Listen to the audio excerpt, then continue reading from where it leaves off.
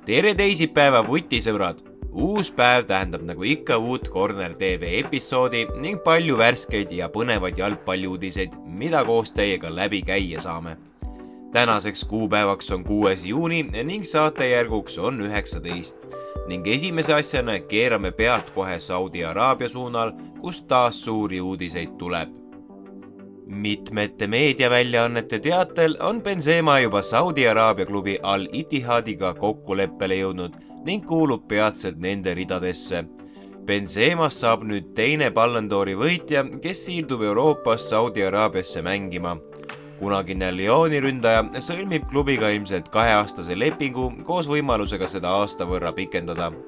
Iga aasta eest saab mees palka hinnanguliselt 200 miljonit eurot. Serbia kõrgliiga klubi Kruševac Napredak andis sotsiaalmeedias teada, et eestlasest poolkaitsja Mark-Oliver Roosnupu leping on poolte kokkuleppel lõpetatud. Roosnup liitus Napredakiga tänavu jaanuaris Tallinna Levadiast, kui sõlmis Serbia klubiga 1,5-aastase lepingu. 20-aastane Roosnup mängis Serbia kõrgliigas 9. koha saanud Napredaki eest 12 kohtumist, aga neist vaid 2 algkoosseisus. Tema arvele jäi 1 resultatiivne sööt. Iirimaa kõrgliigas läksid vastamisi eestlaste koduklubid, kui Shamrock Rovers alistas võõrsil Sligo Roversi 3-0 ja jätkab kindlalt tabeli tipus. Markus Poom mängis kõik minutid algusest lõpuni ja aitas Shamrocki teise järjestikuseni võiduni. Frank Liivak alustas kohtumist Sligo algkoosseisus, kuid vahetati 61. minutil 0-2 kaotusseisus välja. Bogdan Vašjuk jälgis mängu Sligo pingilt. Väljaanne Talksport kirjutab, et Brighton teatab ilmselt paari päeva jooksul James Milneri tasuta värbamisest. Atletico Madrid jahib Daily Maili andmetel Crystal Palace'i ründemängijad Wilfried Zahad. 30-aastase mängija leping Crystal Palace'iga lõpeb selle kuu lõpus ning mees kaalub hetkel oma võimalusi. Meest peetakse Palace'i kõigi aegade parimaks mängijaks, kuid väljapääs klubist võib Euroopa jalgpalli silmas pidades olla ahvatlev. Zaha pole kunagi mõnes Euroopa suursarjas kaasa löönud ning järgmisel hooajal Atletico talle just seda võimalust pakukski.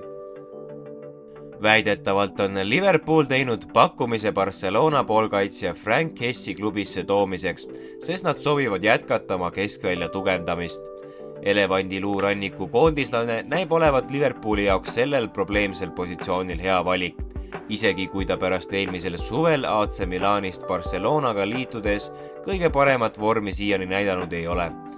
Väljaande sportandmetel teeb Liverpool tõsiseid jõupingutusi, et konkureerida tulevasel suvel Inter Milaniga mehe allkirja eest ning on välja pannud isegi omalt poolt 35 miljoni eurose pakkumise. Daily Maili teatel on Manchester United valmis autasustama Lisandro Martinezit tema uskumatu debüütkampaania eest Premier League'is uue lepinguga.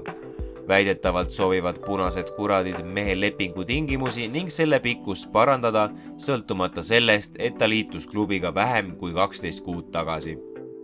VfB Stuttgart säilitas oma koha Saksamaa kõrgliigas pärast seda, kui võitis Bundesliga väljalangemismängudes Hamburgi 2 mängu kokkuvõttes skooriga 6-1.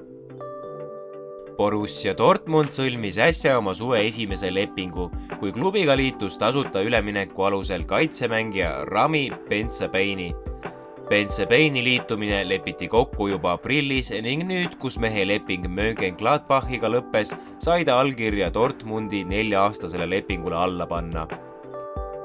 AS Roma jahib väidetavalt Mauro Icardit kui Tammy Abrahami potentsiaalse asendajana. Pärast Abrahami vigastust, mis võib ta väljakul kuni 9 kuuks eemale jätta, on Roma kaalumas erinevat sorti mängijaid tema asendamiseks. Sealhulgas on väidetavalt kaalutud ka Romelu Lukakut ning Alvaro Moratat.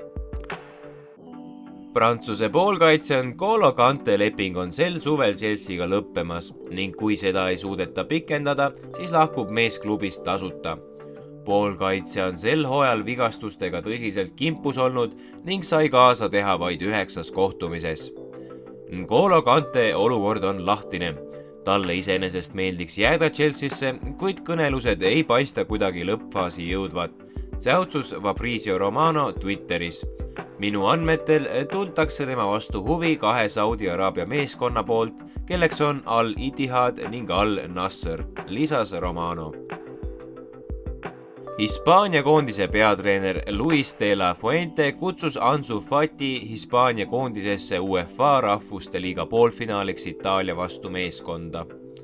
Fati jäi esialgselt küll meeskonnast kõrvale, kui eelmisel nädalal 23-meheline meeskond välja hõigati, kuid pärast Athletic Bilbao mängumehe Nico Williamsi vigastust sai nooruks siiski oma kutse kätte.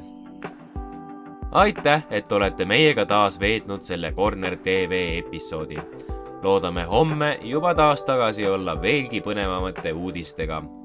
Nagu ikka, teate mida teha, likeige, share'ige ning kommenteerige meie videosid ning muidugi pange ka subscribe, et mitte magada uusi osasid. Näeme peatselt jälle!